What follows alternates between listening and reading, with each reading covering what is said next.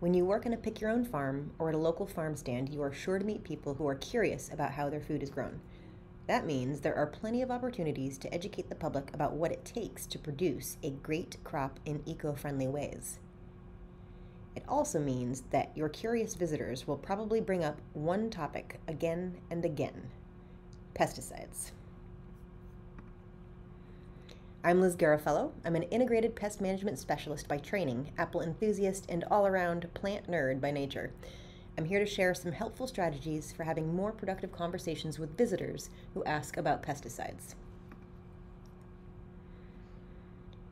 The first strategy is to recognize that when people ask this question, it's an important opportunity for agricultural education.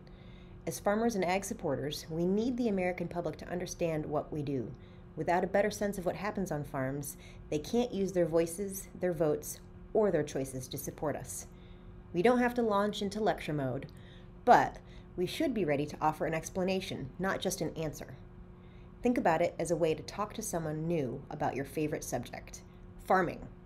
Remember that we're educating, not arguing or apologizing. Start with the basic concept that pest management is an essential, integral part of farming. We recommend saying every farm has to protect their crops from insects, diseases, and animals.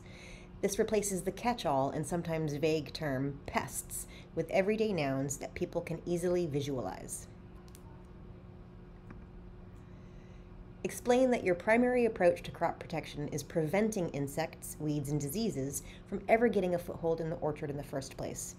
If you follow an eco-friendly protocol like eco-certified, this can be a good place to mention it.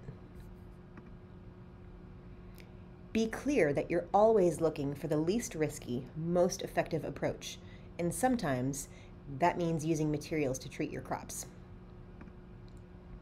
Finish strong and put yourself out there as a trustworthy, responsible person who stands by your farming methods, because you are.